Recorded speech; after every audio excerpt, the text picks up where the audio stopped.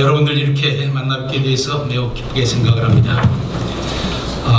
제가 여기 오면서 제가 여기 와서 강의할 자격이 있나 그런 생각을 했습니다. 손연보 목사님이 매우 어려운 상황에 있는데 제가 어떤 일을 했는가 한번 생각을 했습니다. 제가 손 목사님 제가 유튜브로 간증하는 것도 듣고 또 최근에 어떤 일들이 벌어지고 있는가도 주시해서 봤습니다. 제가 할 수 있는 일은 제가 속한 단체에서 최선을 다해서 이런 문제를 알리고 또 이런 문제를 공론화시키는 것이 중요하다 이렇게 생각을 해서 자그마한 일이지만은 두 가지 일을 했습니다. 첫 번째는 제가 한국복음주의협의회에서 활동하고 있습니다.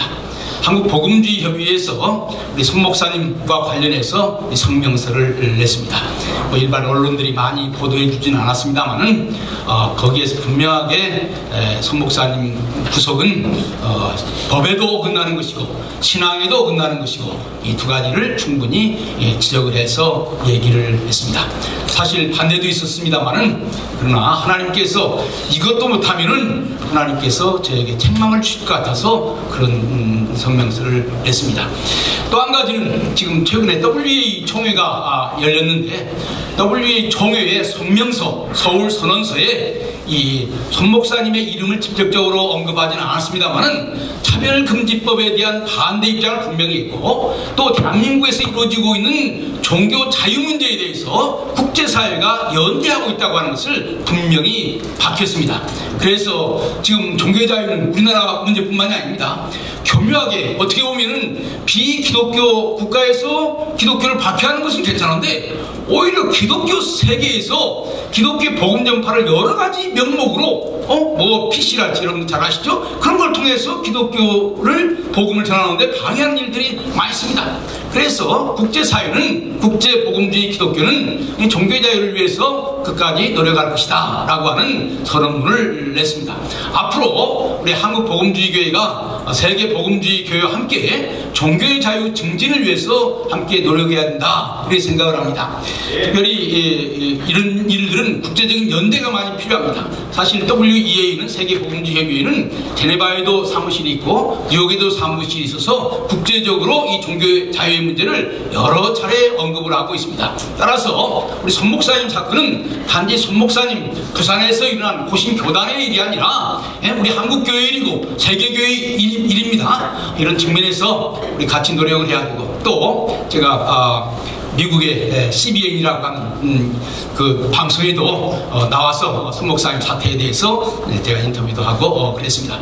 그러니까 여러분들만큼 열심히는 못했습니다만은 제가 처한 위치에서 손 목사님의 그 일에 대해서 관심을 갖고 이 문제가 잘 풀려야 우리 한국 기독교가 움츠리지 않냐고 다시 나갈 수 있다 이런 생각을 하고 이 문제가 하나 시금문제입니다. 이것이 우야무야 넘어가면은 자꾸 복음의 문이 점점 닫혀지게 됩니다. 여기 하나를 뚫고 나가게 되면은 이것으로 인해서 또 다른 장벽을 우리가 넘어뜨릴 수 있는 거예요. 이런 측면에서 우리는 최선을 다해서 노력을 해야 된다고 생각을 합니다. 저는 고신 시사 참배 반대를 하다가 생긴 교단이라고 하는 것을 잘 알고 있습니다. 그러나 여러분들 그것만 알면 안 됩니다. 한상동 목사님이 왜 이북에서 내려오셨습니까? 사실 만주에 계시다가 해방 직후에 또 여러 가지 어려움을 겪었고 1946년에 조만식 장로님이 감옥에 갇혔을 때 1946년 1월에 조만식 장로님이 감옥에 구금되었습니다. 신탁 통치를 반대한다고 하는 이름으로 소련 말을 듣지 않는다고 하는 이름으로 조만식 장로님이 갇혔습니다. 사실 소련은 조만식 장로에게 회유했습니다. 당신이 신탁 통치를 지지하면 앞으로 당신을 대통령으로 만들어주겠다 라고 했습니다. 참 조만식 장로님 대단한 분이에요. 나는 우리 남한의 대다수의 민족주의자들이 신탁 통치를 반대하는데 우리 남한의 민족주의자들과 손을 저버리고 소련과 손잡아서 내 일신의 안달을 위해서 그렇게 하지 않겠다. 그랬더니 소련이 조만식 장로를 가택연금을 시켜버린 거예요. 이것을 본 평양의 기독교인들이 아주 분개했습니다. 조만식 장로를 가택연금시킨 소련 당국은 이제 평양에 있는 기독교를 회유하기 시작했습니다. 평양에 있는 기독교 대표가 바로 한상동 목사님이었습니다. 이 한상동 목사님을 데려다가 조만시장로가 저렇게 잘못 생각하고 잘못 길로 나가는데 평양의 기독교인들이 소련이 하는 정책을 지지해주면은 앞으로 당신네들과 손잡고 북한을 잘 이끌어가겠다 이렇게 얘기를 했습니다. 이때 한상동 목사님이 나는 일제하에서 신사참에 반대하다가 모든 어려움을 다 겪었지만은 그러나 지금 돌아가는 일은 일본보다도 더하다. 일본보다도 더 악하게 기독교를 박해하고 있다. 이게 중요합니다. 여러분들 고신이 일본과만 싸운 교단이 아니라고 하는 거예요. 공산주의와도 싸운 교단이라고 하는 것입니다. 이건 매우 중요한 것입니다. 그래서 한상동 목사님을 중심으로 해서 평양에 있는 교역자들이 모여가지고 소련군과 공산당들의 요구를 물리쳤습니다. 소련군과 공산당들은 1946년 3.1절 기념 모임을 소련이 주도하고 공산당이 주도하는 모임으로 만들려고 했어요. 거기에 기독교인들이 참여하기를 원했습니다. 그런데 평양에 있는 우리 기독교인들은 한상동 목사님을 중심으로 해서 공산주의자들이 주도하는 3.1 기념대회에 우리 참여할 수 없다. 우리 독자적으로 하겠다. 그렇게 해가지고 대립각을 세웠던 것입니다. 그리고 얼마 후에 이제 더 이상 북한에 머물 수 없어서 월남을 한 것입니다. 제가 이것을 어디에서 발견한 줄 압니까?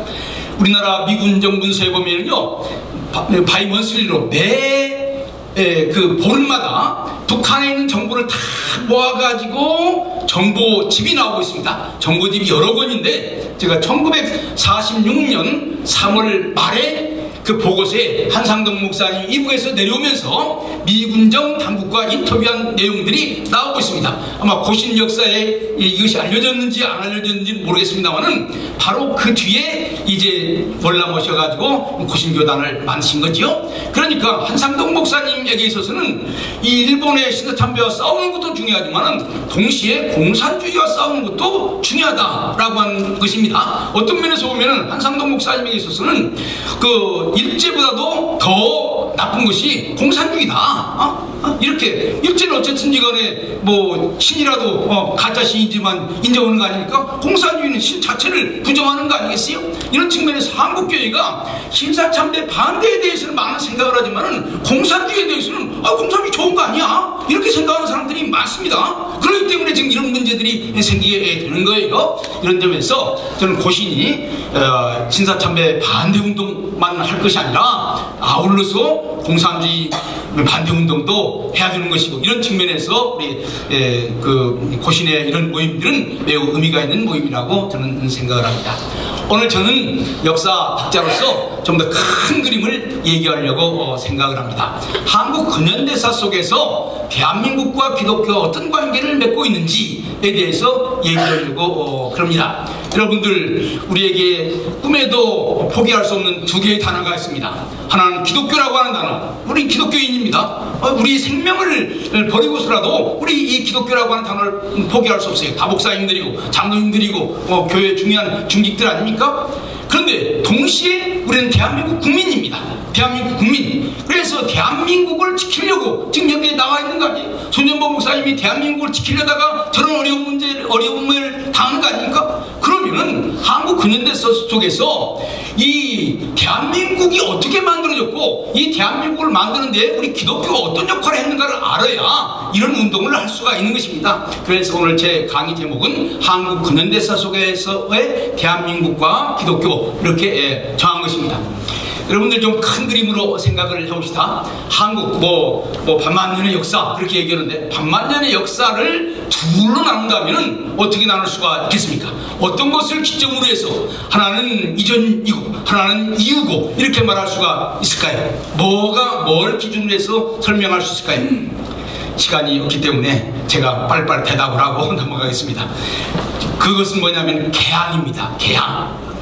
문을 여는 거예요. 지금까지 우리 한반도는 주로 중국 대륙을 중심으로 해서 살아왔습니다. 중국 대륙에서 오는 문화와 중국 대륙에서 오는 종교와 중국 대륙에서 오는 습관을 받아들인 거예요.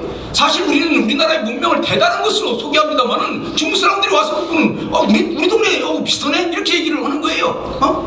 그러니까 지금 개항 이전까지 전근대 사회는 오랜 긴 역사 동안에 중국으로부터 문명을 공급받아서 살아온 것이 우리 한반도의 역사입니다. 물론 우리의 고유한 것도 있어요. 뭐 김치 우리가 만든 것이고 뭐 여러 가지 있을 수 있습니다만 큰 틀에서 보면 그렇다고 하는 것입니다. 그런데 바로 이 대륙 중심의 한반도가 이제 새로운 방향으로 나가기 시작한 것이 개항입니다. 개항을 통해서 이제 한반도는 이 대륙 중심의 사회에서 이제 대양 중심의 사회로 바꿔지게 되었고, 이것을 기독교 서구문명이라고도 말할 수도 있고 세계문명이라고도 말할 수가 있는 거예요. 그래서 한국사를 크게 보면은 근현대사를 크게 보면은 어떻게 전근대 사회 대륙 중심의 중화 질서에서 벗어나서 세계 질서로 나가게 되는가, 세계 문명을 수용하게 되는가라고 하는 것이 한국 근현대사의 매우 중요한 과제라고 하는 것입니다. 그런데요, 대륙의 문명이 오는 데는 두 가지 종교가 있습니다. 하나는 불교, 또 하나는 유교. 물론 불교가 인도에서 출발했습니다만 중국화된 불교가 우리나라에 들어온 거예요. 유교. 그래서 불교든지 유교든지 중국 대륙을 거쳐가지고 문명 우리에게 전달했어요. 이런 점에서 불교와 유교를 부정할 필요는 없습니다. 그 사람들의 공헌이 중요하게 있는 거죠. 그러면 이 세계 문명, 서구 기독교, 서구 문명을 우리에게 가이드해주는 종교는 뭐냐? 우리 기독교인 것입니다. 우리 기독교가 서구 문명을 한국에 전달한 거예요. 여러분들 여기에 우리 앉아있습니다만은 우리의 모습의 90%는 조선시대의 모습이 아닙니다. 여러분들 헤어스타일이 조선시대의 모습이 아닙니다. 여러분들의 옷이 조선시대의 모습이 아닙니다. 여러분들의 시이 조선시대의 모습이 아닙니다. 이런 마이크가 다 조선시대의 모습이 아닙니다. 다 근대 문명의 산물입니다. 이 근대 문명이 뭘 통해서 이 땅에 들어왔느냐? 우리 기독교를 통해서 이 땅에 들어오게 된 거예요. 사실 이런 점에서 이 기독교가 이 땅에 들어와서 만든 가장 잘한 것이 뭐냐? 저는 대한민국이라고 생각합니다. 대한민국을 기독교가 만든 거예요. 여러분들 삼국시대나 고려시대, 그 삼국시대나 고려시대를 만든 주추세력이 뭡니까? 불교 세력인 거예요. 조선시대를 만든 주추세력이 뭡니까? 유교 세력인 거예요. 신흥 4대국 유교 세력이 조선을 만들었습니다. 그러면 기독교는 대한민국은 누가 만들었느냐? 우리 기독교가 만든 거예요. 근대 서구 문명을 받아들인 우리 기독교인들이 주축이 돼서 오늘 대한민국이 만들어진 것입니다. 따라서 우리 기독교는 대한민국의 주도 세력이라고, 건국 세력이라고 말할 수 있습니다. 우리 다 같이 한번 따라서 합시다. 기독교는 대한민국의 건국 세력이다. 우리가 만든 나라이기 때문에 우리가 지켜야 되는 거예요. 여러분들 간단합니다. 대한민국을 만드는데 중요한 세 가지 절기가 있습니다. 하나는 3.1절이 있고요, 또 하나는 광복절이 있고요, 또 하나는 6.25가 있습니다. 3.1절은 뒤에 말씀드리겠습니다만 씨를 뿌린 것이고, 광복절은 대한민국이 탄생한 것이고, 6.25는 시련을 이긴 거예요. 이런 세 가지 절기를 지키는 종교가 어디 있습니까? 불교가 지킵니까? 유교가 지킵니까? 천주교가 지킵니까? 우리 기독교밖에 없어요. 왜 그러냐? 우리 기독교가 3.1절에도 피를 흘렸고, 그 광복절에도 피를 흘렸고, 6.25 때도 피를 흘렸기 때문에 그런 거예요. 그래서 우리 기독교인들은 대한민국은 우리가 만든 나라다 라고 하는 의식을 분명히 가져야 되는 것입니다. 대한민국이라고 하는 단어를 생각해보면 아주 이것을 잘 이해할 수 있습니다. 대한민국은 두 단어로 이루어졌습니다. 한민족이라고 하는 대한, 사실 한이라고 하는 말도 크다는 말인데 우리 한국 사람들은 그냥 큰 걸 좋아해가지고 대한 이랬어요. 대한은 한민족을 얘기하는 거예요. 이것은 단군으로부터 내려오는 민족적인 정체성을 얘기하는 것입니다. 그런데 민국이라고 하는 것은 민주공화국을 얘기하는 것입니다. 이것은 국산이 아니에요. 대륙에서 온 것이 아니에요. 이것은 선교사들을 통해서 서양에서 들어온 거예요. 그러니까 대한민국이 어떻게 만들어졌느냐? 옛날부터 내려오던 한반도에 살던 한민족이 새로운 사상, 서구에서 들어오는 민주공화국이라고 하는 근대 정치 사상을 받아들여가지고 만들어진 나라가 대한민국이라고 하는 거예요. 많은 사람들이 대한은 아는데 민국을 몰라, 민주공화국을 몰라. 이러기 때문에 이런 문제들이 생기는 것입니다. 교회도 이걸 가르쳐야 돼요. 사실은요, 이런 민주공화국이라고 하는 이 단어, 우리 기독교를 통해서 들어왔고, 따라서 우리 기독교를 좀 겸손하게 얘기해서 대한민국 두 단어 가운데서 사실 대한이라고 하는 단어에 우리 기독교가 미친 영향은 없어요. 우리가 들어오기 전에 이미 한민족이 있었으니까. 그러나 민주공화국이라고 하는 단어는요, 기독교가 들어오지 않았더라면 이 땅에 들어올 수 없는 단어인 것입니다. 따라서 대한민국의 그 두 단어 가운데서 적어도 두 번째 단어, 민국이라고 하는 단어는 바로 우리 기독교의 그 지분인 거예요. 우리가 적어도 반절의 지분을 가지고 있는 것입니다.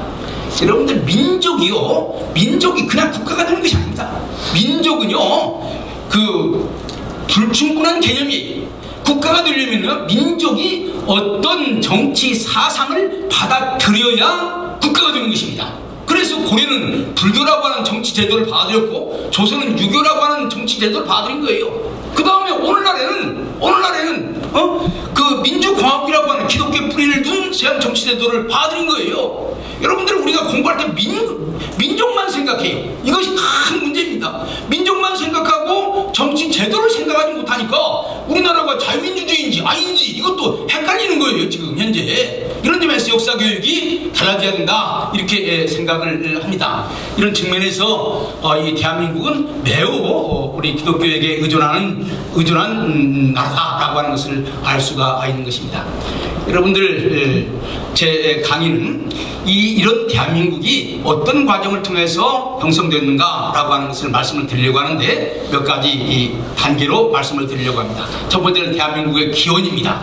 그다음 두 번째는 대한민국의 씨앗이에요. 세 번째는 대한민국의 탄생이고, 네 번째는 대한민국의 실현이고, 대한민국의 발전. 그래서 대한민국의 기원은 개항기를 얘기를 하는 것이고, 그 다음에 대한민국의 씨앗은 3.1운동을 중심으로 하는 일제 시기를 얘기하는 것이고, 대한민국의 탄생은 1945년에서 48년 3년을 얘기하는 것이고, 그 다음에 이제 대한민국의 실현은 6.25 전쟁을 얘기하는 것이고, 그 다음에는 이제 박정희 정부 시절부터 오늘까지 얘기를 하는 것입니다.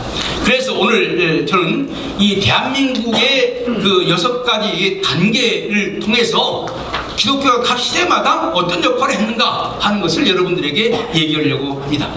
그 하기 전에 먼저 민주공화국이라고 하는 것이 과연 무언가라고 하는 것부터 설명을 해야 되겠죠. 여러분들, 제가 방금 전에 우리 대한민국, 우리 한반도가 중국의 영향을 많이 받았다, 그런데 그 중국의 영향을 뭐라고 말합니까? 중화질서라고 말합니다. 중화질서를 다른 말로 하면 화이질서라고 그래요. 화라고 하는 것은 문명을 얘기하는 것이고, 이는 비문명을 얘기하는 거예요. 중국은 문명세계고 다른 나라들은 비문명세계라고 하는 거예요. 중국 사람들이 콧대가 높은 이유는 바로 이것입니다. 이 동북아시아에서 문명이라고 할 수 있는 나라는 우리밖에 없다. 그리고 다른 나라들은 다 야만이다. 여러분들, 중국 사람들이 우리를 뭐라고 불렀습니까? 동이족이라고 불렀죠. 동이족이라는 말은 무슨 말입니까? 동쪽에 있는 오랑캐라고 하는 말이에요. 사실 우리는 중화질서에 의하면요, 변두리 나라입니다. 변두리 나라. 그러니까 모든 것을 중국에서 받아왔어요. 여기에 중화질서의 핵심은 뭐냐? 중국이 세상의 중심이라고 하는 거예요. 그리고 주변은 중국에서 배워야만 된다고 하는 거예요. 사실 19세기 후반부터 20세기까지 중국은 기가 죽어가지고 이런 생각을 못했는데, 다시 옛날 역사를 살펴보고 이제 힘이 생기니까 다시 이 중화질서를 회복하자고 하는 것이 중국의 내 사상이고, 여기에 중국 사람들이 환호하게 되는 것입니다. 제가 얘기하려고 하는 오늘의 가장 큰 주제는 바로 우리가 겨우 이 중화질서에서 벗어나서 세계 문명을 받아들여가지고 오늘 여기까지 왔는데, 다시 지금 대한민국은 어느 상황에 와 있느냐? 다시 중화질서로 갈까? 세계질서에 남을까? 이리 갈까? 저리 갈까? 하는 이런 상황에 있는 거예요. 그런데 이 나라를 이끌어가는 지도자가 분명하게 방향을 생각하지 못하고 여기도 쉐쉐 저기도 쉐쉐 이렇게 나라를 이끌어가겠다 보니 우리 국민들은 걱정이 아닐 수가 없는 것입니다. 사실 우리가 만일에 다시 옛날 중화질서로 돌아간다면 거기에 핵심은 공자 사상이 되든지 공산주의 사상이 되게 되는 것이고, 그러면 기독교는 더 이상 존재하기가 어려운 상황으로 되는 것입니다. 목사님들이 이걸 알아야 돼요. 많은 목사님들이 정치는 정치고 교회는 교회다, 그 이야기입니다. 제가 교회사 교수입니다. 교회사를 살펴보면요, 정치적인 변동기마다 신자들이 반절씩 줄어듭니다. 1907년 대부분도 얼마나 대단했습니까? 제가 최근에 전라북도 안주군에 있는 어떤 교회에 그 출석부를 보게 되었어요. 출석부. 그런데 1907년에 17명이었던 신자가 1907년에 대북운동 때 17명이었던 신자가 1909년 2년 후에 54명이 되었어요. 그때는 무슨 생각이 있냐? 아, 예수 믿으면 기독교인들이 많아지면 미국이 우리를 도와주게 되고 그러면은 우리가 독립할 수 있다. 그래서 사람들이 많이 몰려오게 된 거예요. 그런데 그것이 무너지게 되고 1910년 한일 병합이 됐습니다. 병합이 되자마자 신자 반절로 쭉 줄어들었어요. 53명 되던 신자가 22명 줄어들다. 여러분들이요, 저는 정말 우리 최철 목사님처럼 이 고신층이 자랑하는 순교자들 많이 나왔으면 좋겠어요. 그러나 더 좋은 것은 그런 순교자가 나오지 않도록 하는 우리가 믿기 좋은 세상을 만드는 게 중요한 거예요. 저 학생들한테 이런 얘기를 합니다. 겨울에 피는 꽃이 아무리 아름다워도 그건 몇 송이밖에 안 된다. 주기철 목사님, 한상동 목사님, 그건 몇 송이 안 되는 아름다운 꽃이 대부분의 사람들은 못 견딥니다. 아니, 그렇게 시련이 올 때 잘 지키라 이렇게 하기보다는 시련이 오지 않아서 봄이 되도록 해서 꽃이 필 수 있도록 만들어줘야 되는 거 아니겠어요? 그런데 우리 한국 목사님들은 시련이 오면 견디라 이렇게만 얘기하지 시련이 오지 않도록 노력하는 목사님들이 없는 거예요. 손영모 목사님 왜 저런 노력을 했습니까? 그런 시련이 오지 않는 세상을 만들기 위해서 노력하는 거예요. 이런 점에서 교회 정치 참여는 정치적인 문제가 아니라 교회 문제라고 하는 것을 알아야 됩니다. 그것은요, 1930년대 40년대 초에도 마찬가지입니다. 주일전쟁 이후에 태평양전쟁이 일어나니까요, 1937년 8년에 60만이었던 신자가요, 해방 당시에 30만 됐어요. 사람들 눈치 빠릅니다. 왜 1910년에 신자들이 반절로 줄어들었을까요? 그 이전에는 미국을 의지해서 미국과 더불어 새로운 나라를 만들 수 있는 희망이 있었기 때문에 교회 나온 거예요. 그런데 이제 세상이 바꿔졌어요. 일본 사람들이 주도하는 세상이 됐어요. 일본 사람들은 예수 믿는 싫어해요. 교회 나가면은 취직하는 것도 어렵고 학교 가는 것도 어렵고 그러니까 안 나가게 되는 거예요. 왜 1930년대 후반에 신자들이 반절로 줄어들었습니까?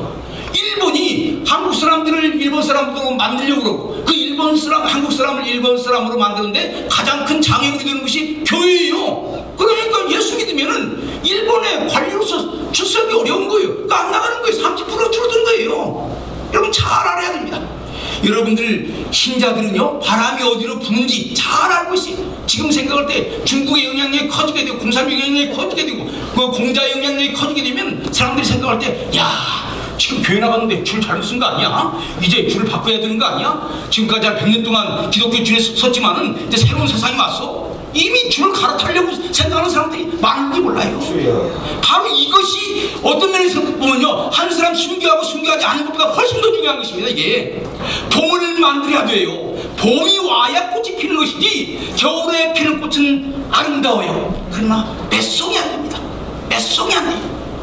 이런 점에서 우리 세상을 잘못된 세상으로 나가지 않게 만드는 것이 매우 중요하다고 하는 거예요. 그러면은 바로 이런 기독교 운명은 어떻게 만들어졌느냐? 간단하게 말하면 종교개혁의 여파로 만들어지게 된 거예요. 여러분들 매우 중요한 것입니다. 목사님들, 장로님들이니까 우리 교회의 근본적인 개념을 잘 알아야 돼요. 천주교는요, 구원이 교회라고 하는 채널을 통해서 구원받는다 이렇게 했습니다. 더 얘기한다면 이 교회 수장은 교황 아닙니까? 그러니까 하나님이 교황한테 권세를 줬고 교황은 교회를 만들었고 교회라고 하는 하나의 공동체를 통해서 구원받는다 이렇게 가르친 거예요. 그런 종교개혁이라고 하는 것은 뭡니까? 교회라고 하는 공동체가 아니라 네가 직접 하나님과 만날 수 있다. 성경을 통해서 직접 하나님과 교통할 수 있다. 구원의 문제는 교회도 교황도 간섭할 수 없다. 하나님과 우리 사이를 직접 만나게 해준 것입니다. 여러분들의 저는요, 천주교는 그 중화질서와 똑같다고 생각합니다. 중화질서는 뭡니까? 하늘의 질서가 중국의 천자에게 왔고 천자가 각 제후에게 그 권위를 나눠줘서 유지되는 거예요. 마찬가지예요. 하늘의 질서가 교황에게 임했고 교황이 권세를 나눠줘가지고 세상을 다스리는 거예요. 그런데 종교개혁은 그것이 아닙니다. 누구나 성경을 읽으면은 성경 속에서 하나님의 뜻을 알 수 있고 본인이 양심에 따라서 판단할 수 있다. 그것이 혁명적인 것입니다. 이거 혁명적인 것입니다. 그래서 개인이라고 하는 것이 나오게 된 것입니다. 믿음으로 말미암아 의롭게 된다고 칭의교리도 중요하지만은 바로 이런 정치 사상적인 측면도 이해해야 되는 거예요. 이것이 어디로 발전했느냐? 개인이 그런 권리가 있다면 국가도 그런 권리가 있다. 옛날에는요, 황제가 모든 것을 다 결정했습니다. 그런데 이제 국가가 우리 종교는 우리가 결정한다. 이것이 베스트팔렌 조약입니다. 그 다음에 이것이 발전한 것이 관용력입니다. 개인의 신앙에 대해서 국가가 간섭하지 말라. 그 다음에 이것이 발전하는 것이 사적 소유권입니다. 하나님이 나에게 믿음을 주셔서 내가 하나님을 믿을 수 있게 하는 것처럼 하나님께서 나에게 재산을 줬으니까 이 재산은 어느 누구도 침범할 수 없다. 그래서 하나님이 주신 권리를 점점 확대해 나가는 과정에서 오늘 민주주의가 만들어진 거예요. 오늘날 민주주의는요 특별한 것입니다. 사실 개신교과 특별히 칼빈주의적인 전통에서 오늘날 민주주의가 나온 거예요. 이런 점에서 칼빈주의적인 전통을 가지고 있는 장로교회가 이런 일에 앞장서는 것은 매우 당연한 것이라고 생각합니다. 여러분들 칼빈주의가 가장 중요하게 가르치는 것이 뭡니까? 언약결이 아니 언약? 하나님과 인간이 약속이 있다고, 신의 산에서 약속이 있다고요. 여러분들 근대 민주주의가 뭔 줄 압니까? 통치자는 비통치자의 동의 없이 통치할 수 없다라고 하는 것입니다. 왕이 자기 마음대로 통치하는 것이 아니라 비통치자의 동의를 얻어서 통치해야 된다고 하는 거예요. 그러니까 비통치자가 정부를 바꿀 수 있다, 그럼 바꾸는 거예요. 그래서 미국의 독립선언서에 그렇게 되어 있습니다. 우리가 하나님이 우리에게 주신 권리를 양보할 수 없는 것처럼 우리 모두는 자기가 정부를 선택할 수 있는 권리가 있다. 이것이 하나님이 우리에게 주신 천부적인 권리다. 그러니까 대통령 바꿀 수 있는 것이고 정치체제 바꿀 수 있는 것이고, 그래서 바로 이런 개신교적인 그 뿌리에서 이 민주주의가 발생하게 되는 거예요. 사실 천주교 국가에서 민주주의 그렇게 발전하지 못했습니다. 나중에 이제 개신교 국가가 민주주의를 하니까 나중에 배운 거죠. 그래서 정교회 국가에서 뭐가 나왔습니까? 공산주의가 나온 거예요. 이 개신교가 가지고 있는 문명이라고 하는 게 대단한 겁니다. 저는요 우리 개신교인들이 오늘 세계 문명을 만든 그 주체가 우리 개신교, 특별히 개혁주의적인 전통이라고 하는 자부심을 가져야 됩니다. 저는요 칼빈의 여러 가지 교리를 얘기하는 것도 중요하지만은 한국 장로교회가 바로 이런 근대 문화에 미치는 이 개혁주의 전통, 그 개혁주의가 민주주의를 만들어내고 광명을 만들어내고, 과학도 이 개혁주의적인 전통에서 나왔습니다. 그 개혁주의자들이 성경을 열심히 읽잖아요. 하나님께서 우리에게 두 가지 책을 줬다. 하나는 특별계시로서의 성경이고 또 하나는 자연계시로서의 자연이다. 일반 은총으로서의 자연이다. 그러니까 이 두 가지가 하나님께서 우리에게 읽으라고 주신 책이니까 성경도 열심히 읽어야 되는 것처럼 자연도 열심히 읽어야 된다. 자연을 열심히 읽는다는 것이 과학을 발전시키는 거예요. 그러다 보니까 새로운 하나님의 창조 질서가 발견되는 거예요. 그래서 오늘 근대 과학이 만들어지게 되는 것입니다.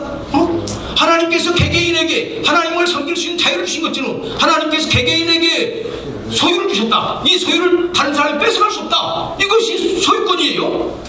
얼마나 중요한 사상입니까? 바로 이런 것에 근거해서 미국이라고 하는 나라가 만들어졌고, 미국 선교사들이 우리나라에 오면서 민주공화제도를 우리나라에 소개한 것입니다.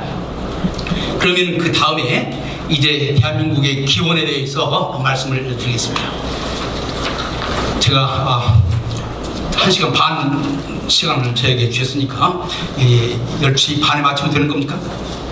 빨리 마쳐야 되는 겁니까? 12시 반이 아니고 11시.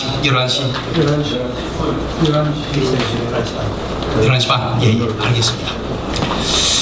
예, 여러분들, 우리가 지금 에이펙이 여기서 경주에서 열렸죠?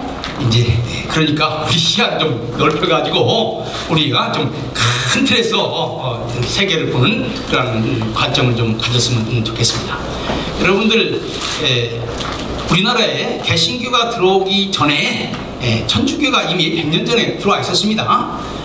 그리고 개신교가 처음 들어온 것이 1866년 제노럴 샤마노 토마스 선교사를 통해서 개신교가 들어왔습니다. 이 토마스 선교사가 왜 우리나라에 1866년에 온 줄 압니까? 천주교는 이미 100년 전에 우리나라에 들어와 있었지만은 1860년에 무슨 일이 벌어졌냐면요, 연해주가 러시아 땅이 됐습니다. 연해주가 러시아 땅이 됐어요.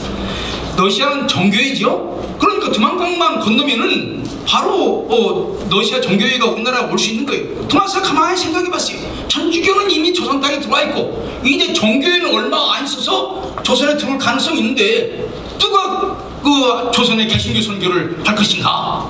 그래서 1866년에 제너럴 샤마노를 타고 우리나라에 오게 된 거예요. 이 토마스야말로 말하자면 천주교가 아니고 정교회가 아닌 개신교를 우리나라에 최초로 소개한 중요한 선교사인 것입니다.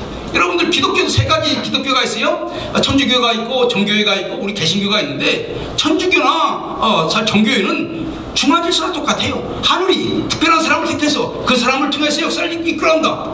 그 서양 세계는 그 캐톨릭은 교황이 그 중심의 인물이고, 그 다음에 정교회는 황제가 그 중심에 있는 인물이에요. 그런데 하나님과 내가 개인이 직접 만나서 하나님 말씀을 읽고 이해할 수 있다라고 생각하는 개신교의 정신은 누구를 통해서 들어왔느냐? 바로 이 토마스를 통해서 들어온 거예요. 그런데 토마스가 왔을 때에 사람은 영국 사람이고 배는 미국 배고, 배에 영국 사람도 오고 미국 사람도 왔습니다. 그래서 제너럴 샤마노 사건은 영미 기독교가 한국에 들어온 첫 번째 케이스라고 말할 수 있어요. 그런데 조금 더 얘기한다면 제너럴 샤마노 사건을 두고 그 당시에 프랑스도 관여되어 있고, 영국도 관여되어 있고, 그 다음에 중국도 관여되어 있고, 독일도 관여되어 있고, 여러 나라가 관여했는데 1867년 2월 달에 미국에서 회의를 했습니다. 미국 국무장관이 여러 나라, 자기 나라에 와 있는 영국 대사, 프랑스 대사, 프로시아 대사, 독일 대사죠, 모아놓고 회의를 했어요. 그 회의에 내린 결정이 뭐냐? 앞으로 한반도 문제는 미국이 주도한다, 이렇게 약속을 했습니다. 복잡한 얘기입니다만 간단하게 얘기한다면, 그 당시 영국은 더 이상 남의 나라를 지배하는 것에 대해서 관심이 없었어요. 이미 땅이 너무 많아. 프랑스 자기 나라 지금 내적으로 복잡하고 갈등이 많아. 그래서 다른 나라에 신경 쓸 여유가 없어요. 그런데 미국은 신생국가에 1860년대에 남북전쟁이 끝난 다음에 이제 국내 문제가 해결됐으니까 밖으로 나가자. 그래서 막 밖으로 나가려고 하는 상황입니다. 여러분 1864년 5년에 남북전쟁이 있었고 1866년에 제너럴 샤마노가 왔다고 하는 사람 생각해 보세요. 관계가 되는 거죠. 그래서 미국 사람들은 이제 대서양은 우리가 원래부터 차지하고 있는데 태평양을 우리가 차지해야 되겠다, 이렇게 생각을 한 거예요. 그래서 태평양으로 나오려고 하는 그런 찰나에 바로 제너럴 샤마노 사건이 벌어진 것입니다. 근데 제너럴 샤마노 사건이 성공적이지 못했어요. 원래는 제너럴 샤마노 사건을 통해서 미국은 조선과 수교를 하려고 했습니다만은 조선이 거부를 했습니다. 그런데 약 15년 후에 1880년에 슈펠트라고 하는 사람을 보냈습니다. 이 슈펠트라고 하는 사람이 미국 해군 제독이에요. 그래서 미국이 생각하기를 지금 미국은 세계로 지금 나가는 후발자인데 전 세계를 돌아다니면서 아직도 문을 열지 않은 나라가 있으면은 나라를 찾아서 미국과 수교를 하도록 하라라고 하는 지시를 내렸습니다. 그래서 이 슈펠트가 이제 미국에서 출발해가지고 전 세계를 도는 거예요. 어떻게 돌아가느냐? 대서양에서 출발해가지고 미국 그 동부에서 출발해가지고 대서양을 건너서 인도양을 건너서 남태평양을 건너가지고 우리나라까지 오게 됐습니다. 우리나라까지 와서 일본 나가사키에 머물면서 조선의 문을 열으려고 노력을 했습니다. 그것이 1880년이에요. 그런데 고종이 문을 안 여는 거예요. 그래서 실패를 했습니다. 그리고 미국으로 가는 배에서 미국 정부에 보고서를 썼습니다. 제가 하려고 하는 얘기는 바로 이것입니다. 잘 들으세요. 뭐라고 되어 있냐면 한반도는 운명적으로 싸움터다. 누구가 싸우냐? 중국, 러시아, 일본, 이 세 나라가 한반도를 서로 차지하려고 한다. 여러분들 잘 기억해야 됩니다. 여러분들 중국은요 한반도를 어떻게 생각했냐면 왼손이라고 생각했습니다. 여기가 북경이 있다면 왼손이 있어야 북경을 막을 수 있는 거야. 그러니까 그 조선이 무너지면 왼손이 무너지게 되는 거예요. 그러면 북경이 위태롭게 되는 거예요. 여러분들 모 대통령이 그냥 우리나라 전쟁이 참여한 거 아닙니다. 왼손이 끊어지면 중국이 위험하다고 생각하는 거예요. 지금 중국은요 대만 먹지만은 이제 힘 있으면 조선을 자기 것으로 하려고 그럴 겁니다. 왜냐하면 자기 왼손인데. 그 다음에 일본은 한반도를 어떻게 생각하냐? 대륙으로 나가는 교두보야. 일본 사람들의 꿈은 이 섬에서 벗어나서 대륙으로 진출을 하는 거예요. 그것을 가능하게 만드는 것이 조선이에요. 조선을 정복하지 못하면 대륙을 할 수 없는 거예요. 러시아는 뭐냐?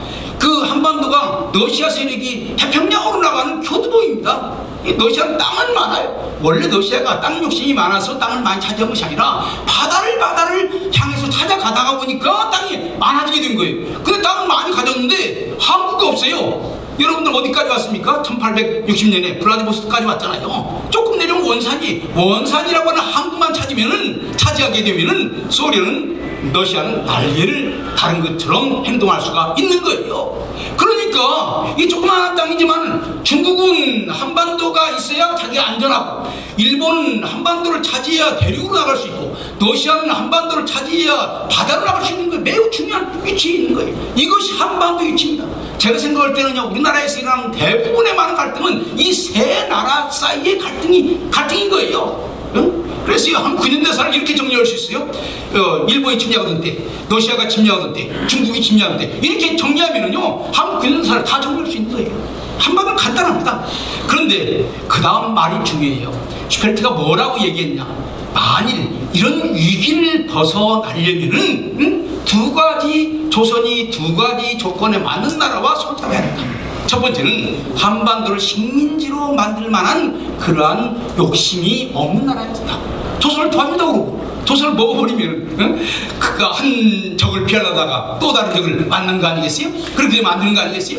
그래서 첫 번째 조건은 식민지를 만들려고 하는 욕심이 없는 나라여야 된다. 두 번째는 뭐냐? 이 세 나라보다 강한 나라여야 된다. 그 나라가 어떤 나라겠어요? 이런 것쯤은 여러분들 아셔야. 뭐겠어요? 미국이에요. 미국과 손 잡는 길 밖에 조선이 살아남을 수 있는 길이 없다. 그래서 그 긴 역사를 보면은요, 조선은 끊임없이 미국한테 우리를 도와달라고 했어요. 미국이 쉽게 도와주지는 않았습니다.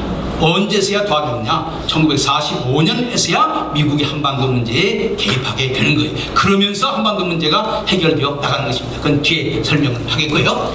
어쨌든 간에 이런 점에서 생각을 하면요, 지금 역사적으로 본다면은 한국사가 근본적으로 잘못 생각하고 있는 것이 있습니다. 우리 한국 교과서를 보면 어떻게 되냐면요, 서구 제국주의가 조선을 침략해서 식민지로 만들려고 다가오고 있고, 조선은 그것을 막는다. 그래서 역사 교과서에 보면 서구 제국주의 침략과 우리 조선의 대응, 이런 식으로 돼 있어요. 그런데요, 서구 국가들 가운데서는 한반도를 식민지로 만들려고 생각한 나라가 없어요.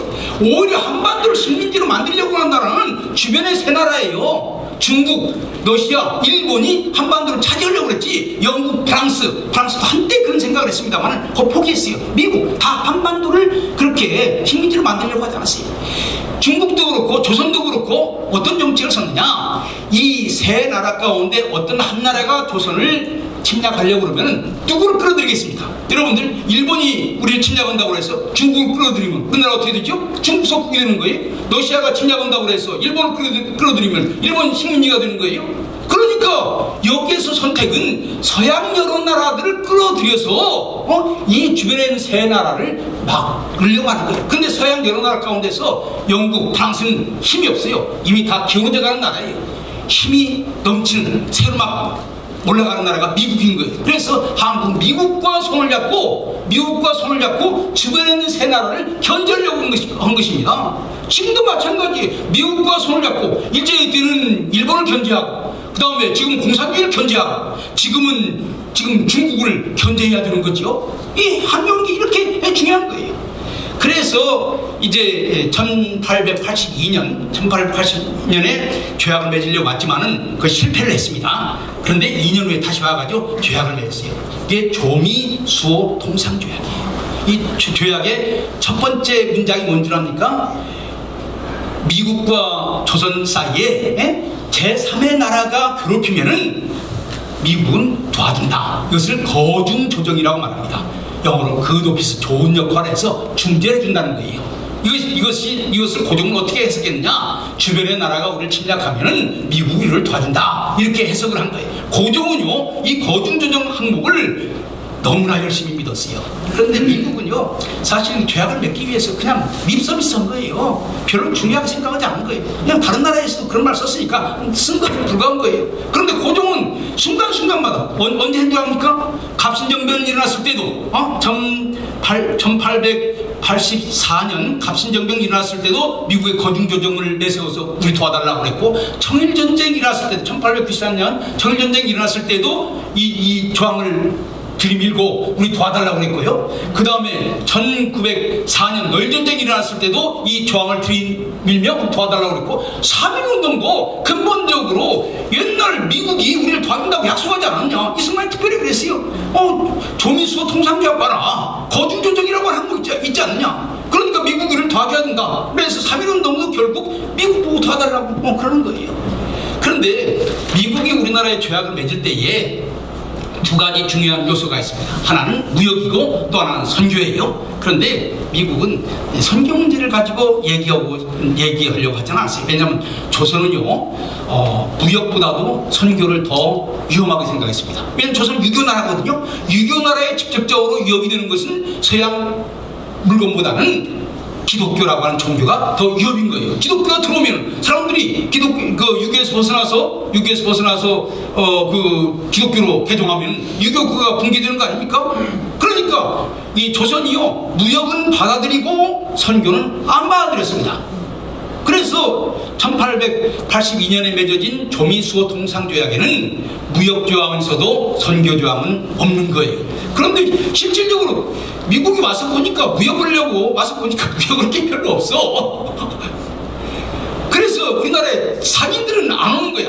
그런데 미국의 젊은 청년들이 그냥 뭐 세계 돌아가는 것도 잘 모르는 청년들이 복음에 대한 열정이 붙어가지고 조선이 이제 개항을 했다니까 우리 가서 복음을 전하겠다. 그래가지고 말하자면 미국이 원래 보내려고 했던 무역은 장사꾼들은 안 가고 오히려 미국이 별로 관심도 없던 선교사들이 조선에 오게 된 거예요. 고종도 마찬가지. 고종은요, 원래 미국과 조약을 맺게 되면 미국 정부가 사람을 보내가지고 조선을 농업도 도와주고 경제도 도와주고 군사도 도와주고 그래서 조선을 발전시킬 것이라고 생각을 했어요. 그래서 고종은 그냥 까맣까맣 기다리는 거예요. 그런데 정작 미국 정부에서는 아무 소식이 없고 1884년 6월에 일본에 선교사가 와가지고 맥클레이라고 하는 감리교 선교사가 와가지고 우리가 도와주면 어떨까 이렇게 얘기를 하는 거예요. 그러니까 고종이 그거라도 해달라. 그래서 결국 여기서부터는 한미 관계는요, 이 무역이 중요한 것이 아니고 정치가 중요한 것이 아니고 교회가 중요하게 되는 거예요. 그래서 1882년부터 해방될 때까지 이 우리나라에 살던 미국 사람들의 70%는 선교사였던 것입니다. 그래서 우리나라 사람들이 미국 그럼 누굴 생각하냐? 선교사를 생각하는 거예요. 선교사가 이 땅에 와서 복음을 전하는데 노력한 것처럼 미국은 좋은 나라겠구나. 사실 해방 직후에 미국 군대들이 우리나라에 올 때에 그 보고서에 보면 이렇게 되어 있습니다. 이 미군이 우리나라에 갔을 때 조선 사람들이 미군을 환영할까? 그런데 보고서에 보면 걱정할 거 없다. 왜냐하면 선교사들이 너무 좋은 이미지를 많이 심어놨기 때문에 그 선교사의 이미지로 우리가 가면은 조선을 우리가 잘 관리할 수 있다. 이렇게 말하고 있어요. 그러니까 1882년부터 1945년까지 사실 한미관계의 핵심에는 바로 우리 기독교가 있는 것입니다.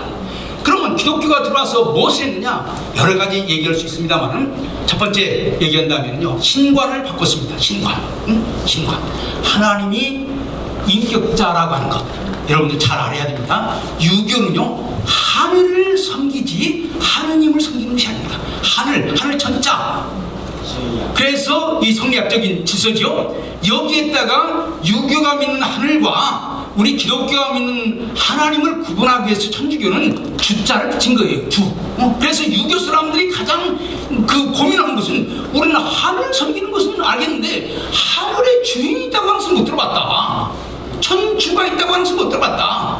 하나님을 인격적으로 섬기는 거예요. 이것이요, 이 조선이 천주교를 이단이라고 할 때 뭐 때문에 이단이라고 했느냐? 우리는 하늘을 섬기는데 제한 기독교가 들어와서 하늘보다 더 높은 하느님이 있다, 천주가 있다. 이것은 조선사회에 없는 것이다. 그런 거예요. 그러니까 인격적인 신을 이 땅에 들어온 것입니다. 그러니까 신관을 바꾼 거예요. 그다음 두 번째는 인간관을 바꾼 거예요. 그럼 인간은 뭐냐? 바로 하나님의 아들이라고 하는 거예요. 천부, 천부의 아들이다. 여러분들, 하늘의 아들은 뭡니까? 중국에서 천자예요. 천자. 황제방이 하늘의 아들인 거예요. 그런데 예수 믿으면 하나님의 자녀가 될 수 있다고 하는 것은요, 사람들에게 어마어마한 변화인 것입니다. 여러분들, 중국의 중화질서에 의하면요, 하늘의 제사 드리는 것은 중국의 천자만 제사를 드릴 수 있는 거예요. 조선의 왕도 하늘의 제사를 드릴 수 없어요. 그런데 아무것도 아닌 사람이, 남자건 여자건 예수 그리스도를 구주로 영접하면은 하나님의 아들이 되어서 하나님 앞에 직접 예배할 수 있다. 이것은 인간관의 어마어마한 변화인 것입니다. 저는 손연보 목사님 간증을 들으면서 가장 감동받았던 것은 뭐냐면, 여러분들도 잘 아시겠습니다만, 손연보 목사님이 출생이 그렇게 말하자면 다른 사람들한테 자랑스러운 것이 아니었어요. 두 번째 어머니 밑에서 태어났다고요. 그래 사람들이 말할 때마다 누구의 자식 이렇게 말한다. 그것이 본인의 자존심을 너무너무 상하게 만들었는데, 어느 날 교회 갔더니 여러분들 예수 믿으면 다 하나님의 아들입니다. 이 하나님의 아들이라고 하는 말이 두 번째 부인의 아들이라는 말을 뛰어넘게 만든 거예요. 그래서 이분이 내 예수 믿고 새로운 삶을 살아야지. 여러분들이요, 인간은 자기 정체성의 변화가 매우 중요한 거예요. 너는 버린 자식이야. 그럼 평생 버림받은 삶을 살 수밖에 없는 거예요. 그럼 너는 하나님의 자녀야. 그러면 하나님의 자녀답게 살아가는 거예요. 그 샘플이 손연보 목사님이시고, 손연보 목사님 그 자존심을 가지고 국가 권력과 담대하게 싸우는 거죠. 나는 하나님의 아들인데 그럼 당신 뭐냐? 이렇게 당대하게 하시는 거예요. 그래서 사실은요, 옛날 우리나라 신자들, 여자들도 보면은요, 예수 믿으면요, 옛날에는 얌전하기만 했던 여자들이 예수 믿으면 남편에게도 당당하게 말한다고. 예수 믿으면 약간 간이 보이고, 하나님 아들인데요. 여러분, 초기 한국교회 사회에 보면은요, 이런 일들이 수없이 많습니다. 수없이 많아요. 인간관을 바꾸고 어떻게 한 거예요. 그 다음에 또 우리 교회를 통해서 새로운 세상, 새로운 세계를 소개하는 여러 통로를 만든 거예요. 교회, 물론 이런 걸 가르칠 수 있는 단체죠. 학교, 또 그 다음에 병원, 이런 것들이 다 말하자면 서양의 새로운 문물들을 가르칠 수 있는 통로가 되는 거예요. 그래서 이 개항기야말로 어떻게 보면은 우리 대한민국의 기원이 되는 것입니다. 이런 사상적인 배경이 있었기 때문에 오늘 대한민국이 만들어질 수가 있는 것입니다. 그 다음에 이제 3.1운동 시기를 살펴보겠습니다. 원래는요, 미국이 거중조정이라고 하는 항목을 내걸고 우리나라와 조약을 맺었는데, 미국은 그 거중조정을 제대로 실천하지를 않았습니다. 사실은 미국은요, 한반도가 어떤 특정한 나라에 의해서 컨트롤되는 것을 원하지 않았어요.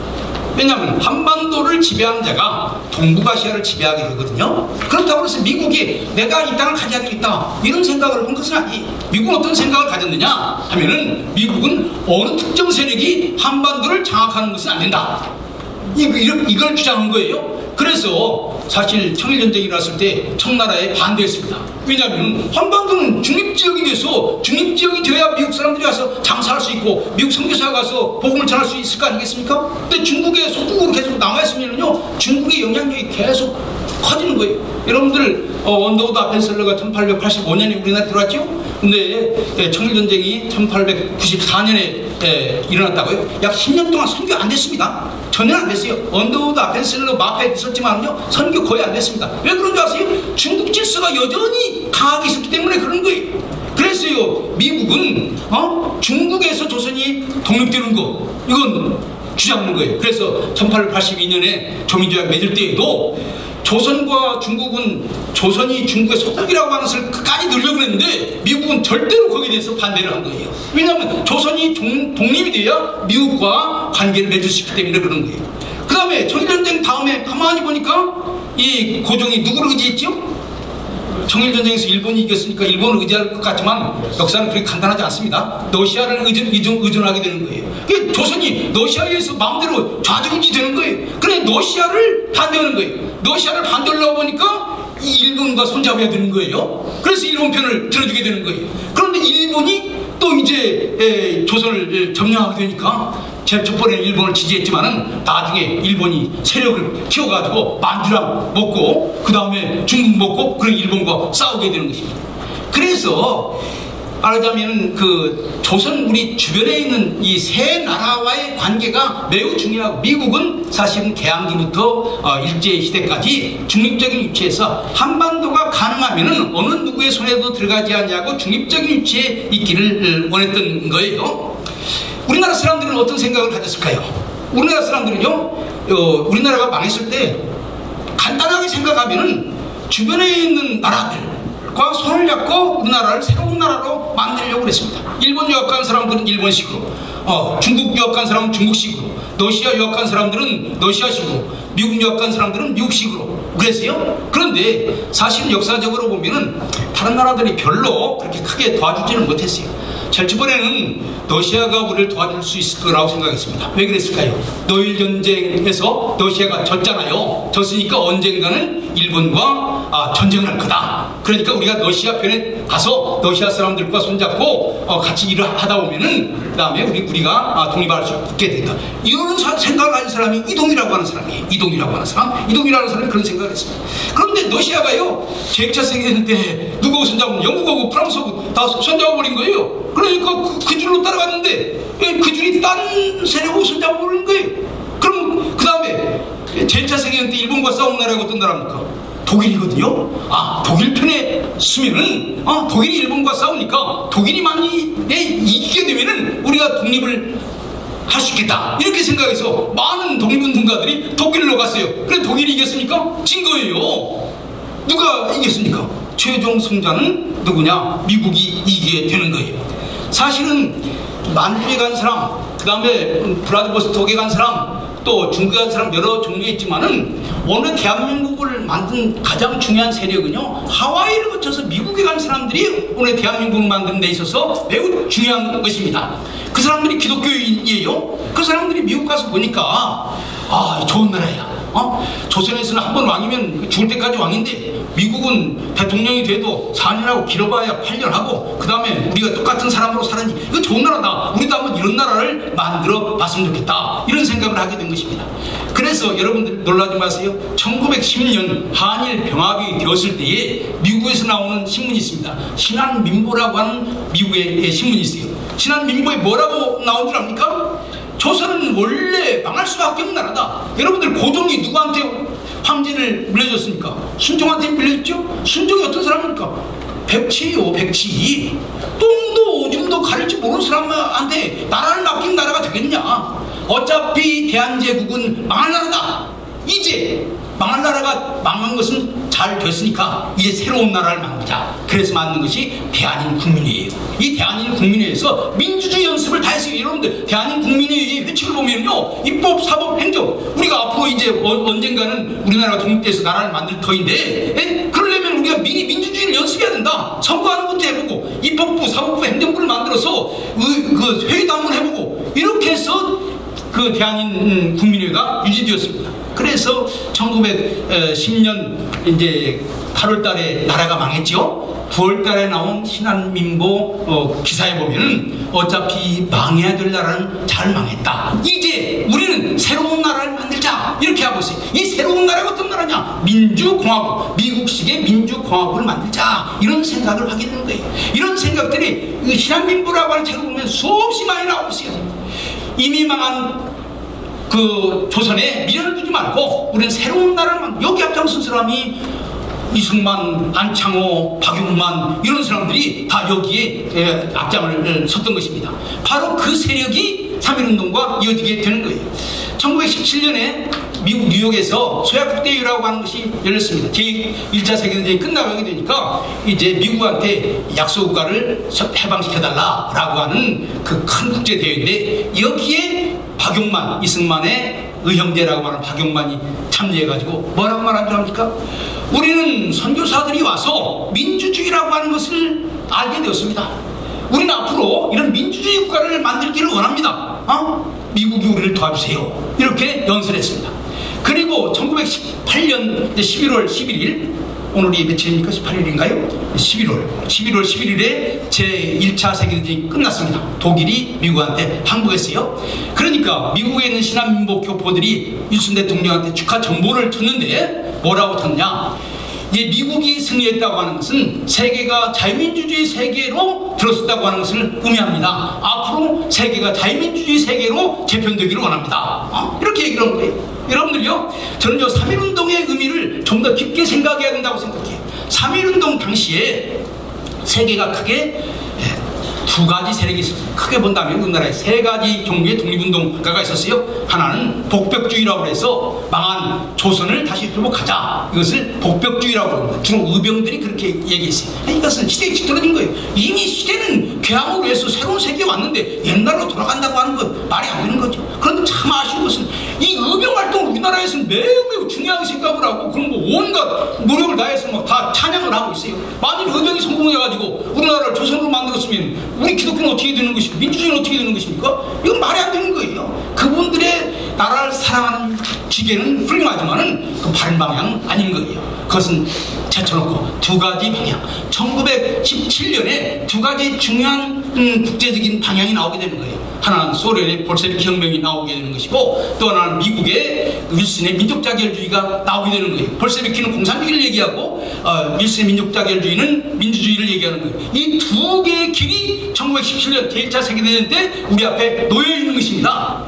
3.1운동은요, 이 두 길 가운데서 어느 길을 택할 것인가라고 하는 것을 결정하는 매우 중요한 결정이었습니다. 이때 우리 민족이 뭘 선택한 줄 압니까? 우리는 볼셰비키 공산주의 싫다. 우리는 민주주의 세계를 따라가야 되겠다. 이렇게 결정을 한 거예요. 여러분들 그 당시에 공산주의를 몰랐을 거 아니야? 그거 아니에요. 여러분들 두만강만 건너면은요, 금방 공산주의의 영향을 금방 알 수 있습니다. 일본에도 수많은 공산주의자들이 와가지고 일본에 유학 간 사람들이요, 공산주의를 어느 정도 알고 있었어요. 그럼에도 불구하고 우리 한국 사람들은 볼셰비키의 공산주의보다는 우리는 미국식의 민주주의를 원한다. 이렇게 생각했던 거예요. 그래서 1919년 상해 신한청년단이라고 하는 것이 있습니다. 예, 상해 한인교회 교회 청년들이 모여가지고 신한청년단을 만들었는데 거기에 보면은 이렇게 나오고 있어요. 예, 미국 윌슨에게 보내는 청원서에 뭐라고 나오냐면 우리는 기독교를 통해서 민주주의를 배웠습니다.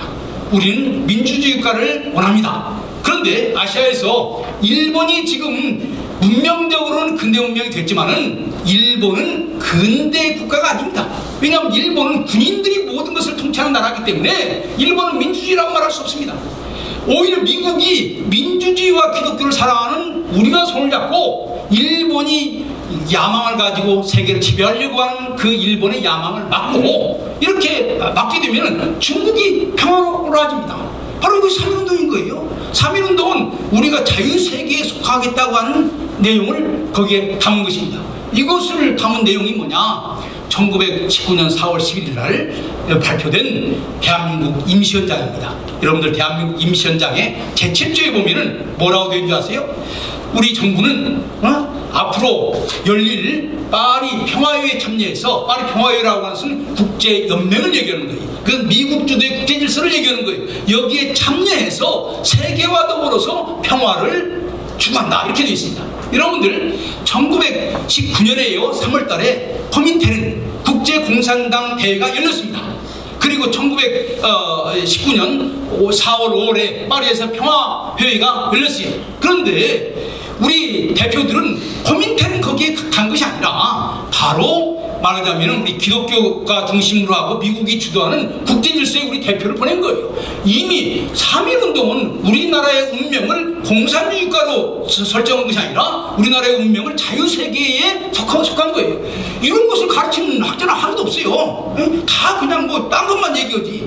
여러분들이요, 어느 질서에 속하느냐가 매우 중요한 것입니다. 이것을 빼놓고서는 얘기할 수가 없는 거예요. 이런 것들이 구체적으로 어떻게 나오느냐, 그 아까 얘기한 대한민국 임시헌장 봐도 잘 나오고 있습니다. 대한민국 임시헌장에는 이승만 박사가요 1919년 4월 초에 상해에 있는 현순한테 정보를 줬습니다.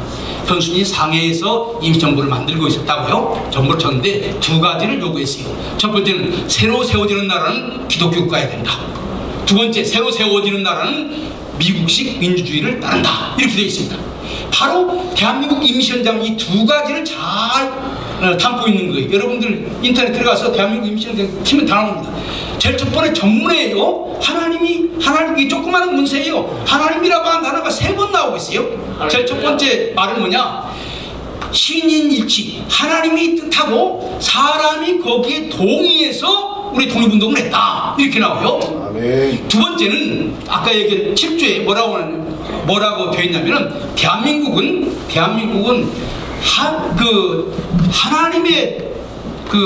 하나님의 뜻에 의해서 만들어진 나라로서 이렇게 나옵니다. 국제사회와 더불어서 평화를 이룩한다. 그 다음에 마지막 서표문에는 뭐라고 되어 있냐면요, 이 대한민국은 앞으로 올 하나님의 나라, 신국의 기초가 되는 나라니라. 이 조그마한 문서에 하나님 3번 나오고 있어요. 이승만 박사가 거기에 뭐라고 얘기했냐, 앞으로 세워지는 나라는 기독교 국가에. 여러분들이요, 그 상해에서 발표된 대한민국 임시헌장이 미국의 헌법을 많이 영향을 받습니다. 많은 학자들이 그 상해에서 발표된 대한민국 임시헌장이 어디에서 유래했느냐, 독일에서 유래했다, 프랑스에서 유래했다, 여러 주장이 많습니다. 그런데요, 제가 연구한 바에 의하면요, 미국의 영향을 많이 받습니다. 이미요, 우리나라에는 1890년대 이후에 미국의 독립운동사가 한글로 번역된 이미 나오더라고요. 1889년에 미국 독립운동사라고 하는 책이 나오고 있어요. 이승만 박사가 독립정신을 쓰기 전에 이미 나오고 있어요. 그 다음에 박영만이라는 사람이 1910년에 네브라스카 대학 졸업할 때 미국 독립운동사를 주제로 해서 논문을 썼습니다. 이승만 박사의 그 독립정신도 보면요, 미국 독립운동사가 많이 나오고 있어요. 그래서 미국의 정신을 많이 받아들이는데 딱 한 가지 안 받아들인 거 있습니다. 정교분리. 그게 없어요. 미국 헌법에는 정교분리가 있다고. 그런데 조선에는, 우리 대한민국 임시헌장에는 그것이 없어요. 왜 그랬을까요? 그 당시 많은 사람들 마음속에는 대한민국은 기독교 국가가 되어야 된다, 이런 생각을 했기 때문에 그런 것을 빼버린 거예요. 그래서 3.1운동을 통해서 우리가 알 수 있는 것은, 앞으로 지금 우리가 일본의 지배를 받고 있지만 앞으로 우리가 세울 나라는 자유민주주의, 민주주의 국가를 세워야 한다. 그래서요, 저는 이것을 C라고 부르고 싶어요. 1919년 3.1운동은 비로소 C를 만든 겁니다. 그 이전까지는 말만 많았어요. 말을 많이 하게 되면 말이 씨가 된다고 그러죠.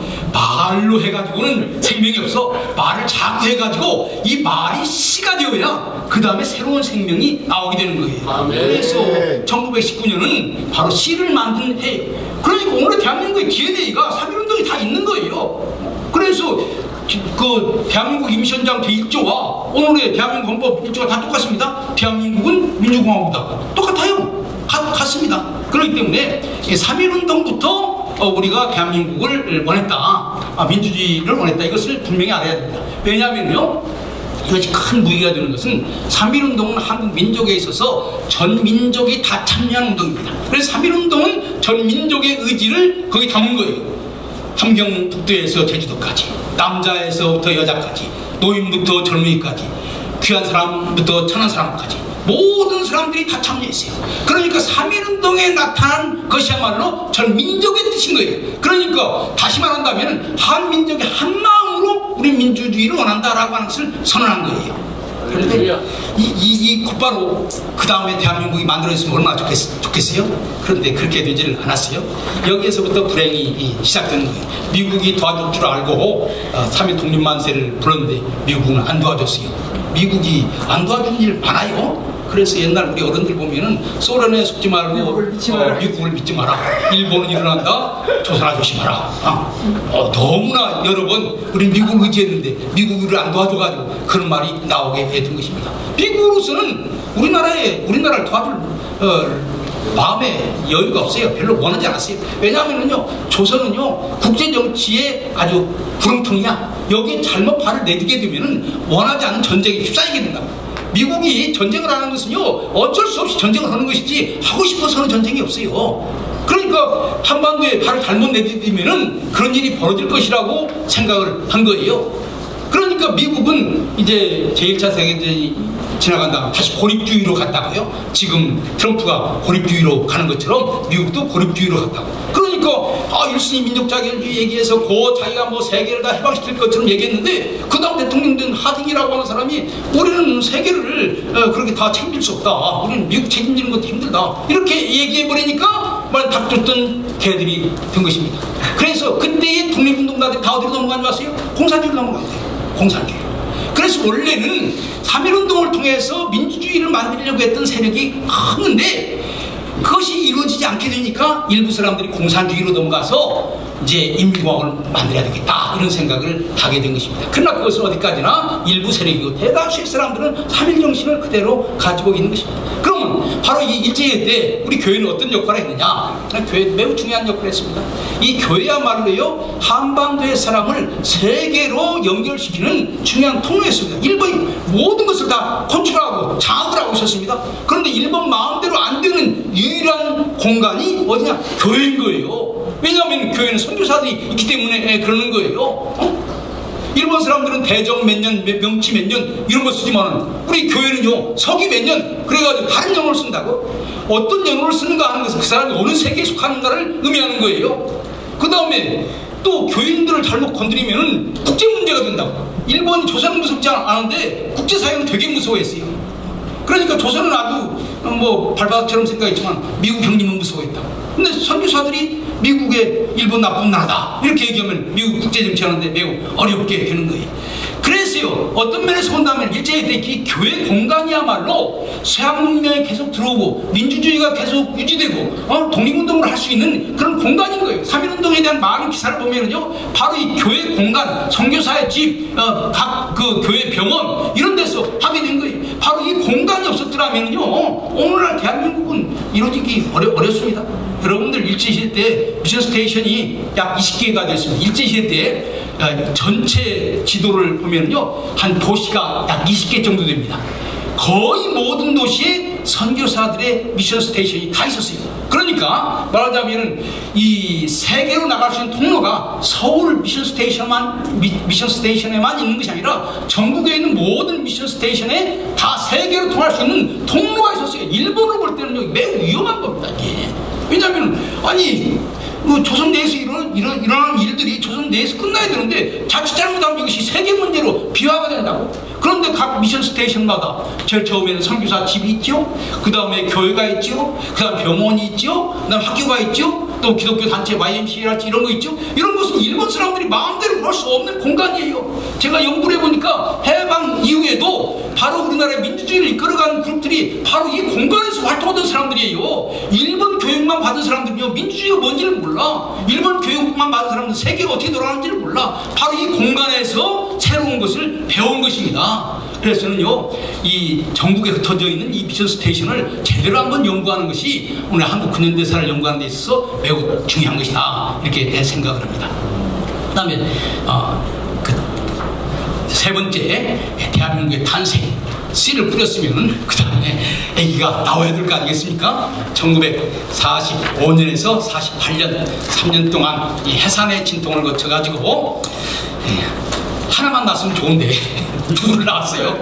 참 이게 우리의 불행입니다. 그런데 이 불행의 씨앗은 일제시대 때부터 가지고 있었던 거예요. 원래는 3.1운동을 통해서 민주주의 국가를 만들려고 하는 소망이 컸었지만은 이 실망한 일부 사람들이 공산주의로 넘어가서 인민공화국을 만들려고 하는 생각을 하는 사람들이 상당히 있었어요. 해방이 되자마자 바로 이 두 세력이 싸우게 되는 거예요. 뭐죠? 그 리브가의 뱃속에서 두 세력이 싸운 것처럼 이렇게 서로 싸우는 두 세력이 있었던 것입니다. 그래서 해방 3년 동안은 이 인민공화국을 세울 것이냐 민주공화국을 세울 것이냐 이것 가지고 피나는 싸움을 한 것입니다. 여러분들 나라를 세운다고 하는 것은요 그냥 친구들하고 침묵하는 것이 아닙니다. 대개는요 전쟁을 통해서 나라가 만들어지는 것입니다. 나라가 만들어진다는 것은 어려운 거예요. 전쟁이 없이 나라가 만들어진다고 하는 것은요 매우 힘든 것입니다. 그러니까 1945년에서 1948년 3년 동안은요 전쟁이라고 생각을 했대요. 제가 사실 제일 많이 연구한 부분이 바로 1945년에서 48년 3년 동안을 집중적으로 제가 연구를 많이 했습니다. 너무너무 복잡을 해요.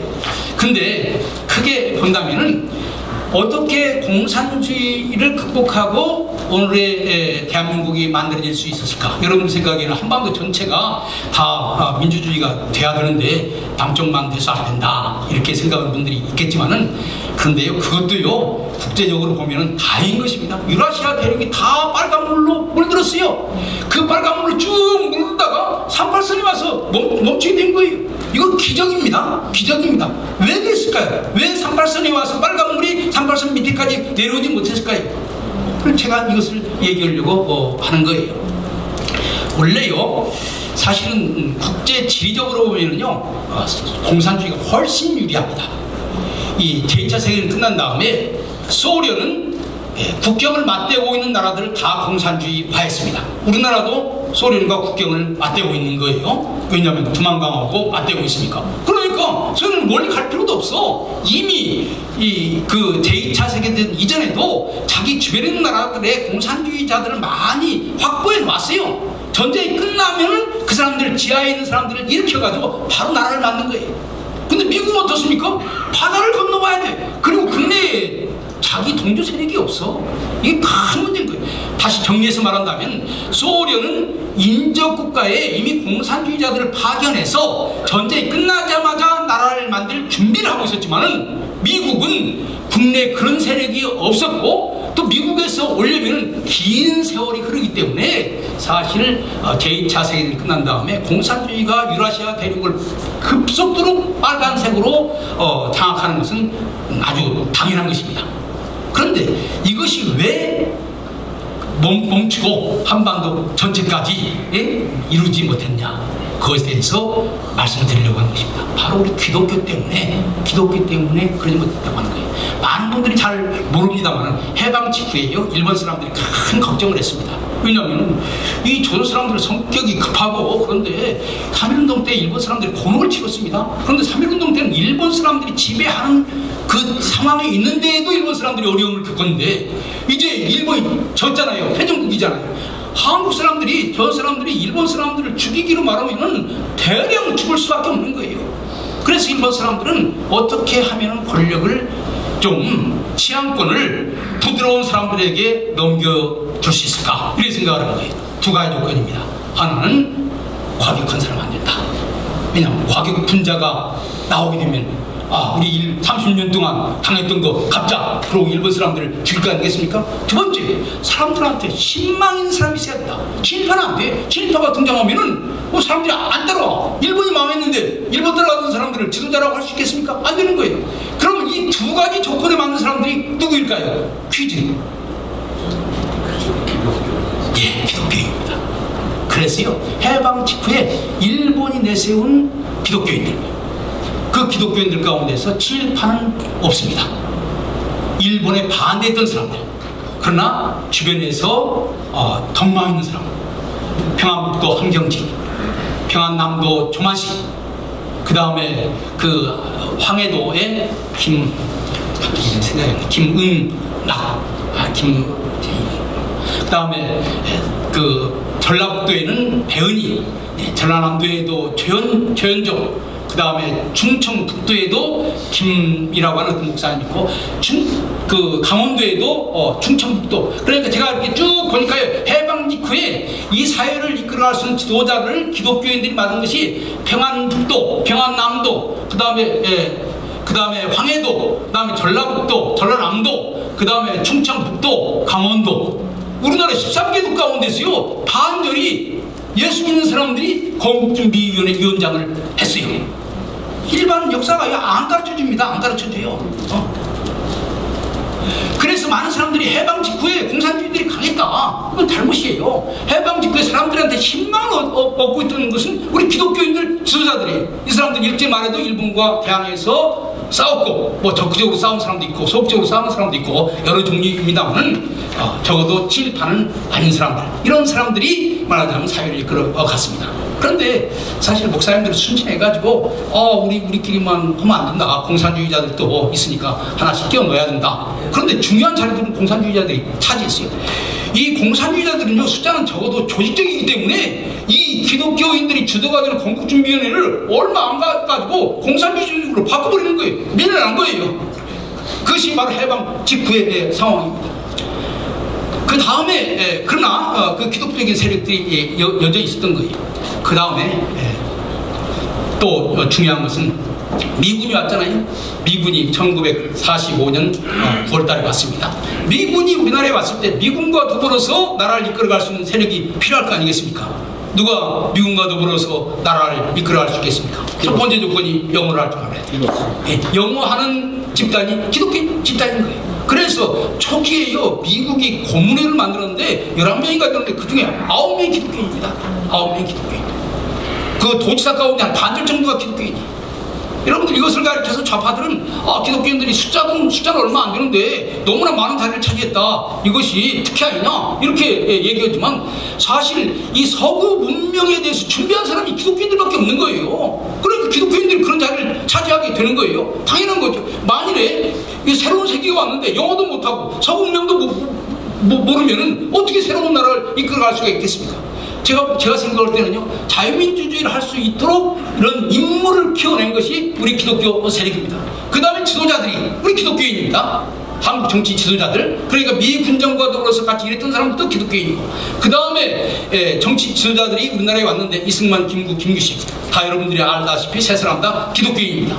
이것뿐만이 아니에요. 특별히 이북에서 내려온 기독교인들, 이북에서 공산주의 치하에 있다가 내려온 기독교인들이 대한민국을 만드는데 많은 노력을 했습니다. 그 다음에 아까 얘기한 것처럼 우리나라 각 지방에 있는 목사님들, 역사가 있는 지방에 있는 큰 교회들이 사실 공산주의를 막는 거점이 됐습니다. 그렇게 해가지고 오늘의 대한민국이 만들어지게 된 거예요. 사실 해방 3년을 여러 가지로 설명할 수 있습니다만은 초기, 그 다음에 초기 해방 직후 얘기할 수 있고, 그 다음에 1945년 12월에 모스크바 외상회의가 열렸습니다. 그래서 모스크바 선언이 만들어졌고, 그 다음에 이제 1947년에 유엔으로 이 문제가 가져와서 유엔 총회에서 한반도 문제를 결정했어요. 이것을 간단하게 설명을 하겠습니다. 해방 직후는 금방 얘기한 것처럼 기독교인들이 우세했지만 공산주의자들에 의해서 얼마 안 가서 공산주의자들이 장악을 했습니다. 그 다음에 모스크바 외상회담이 중요해요. 왜냐하면 국제사회가 모여가지고 앞으로 한반도를 이렇게 운영하겠다, 앞으로 나라를 어떻게 만들겠다라고 하는 것을 결정한 것이 1945년 12월에 모스크바 외상회담의 결정입니다. 그런데 이 모스크바 외상회담이 미국 수상, 미국 외상, 그 다음에 영국 외상, 소련 외상 세 사람이 모였는데 이 한반도 문제를 영국 사람만 빠지고 미국과 소련에게 맡겨버렸습니다. 이것이 큰 문제인 거예요. 1대1이 된 거예요. 그러면 한 사람이 반대하면 아무것도 못하게 되어 있는 거예요. 여기서 결정한 것이 신탁 통치를 해야 한다라고 하는 것입니다. 이 미소 공유의 체제가 유지되었다면요, 오늘 대한민국은 안 되는 것입니다.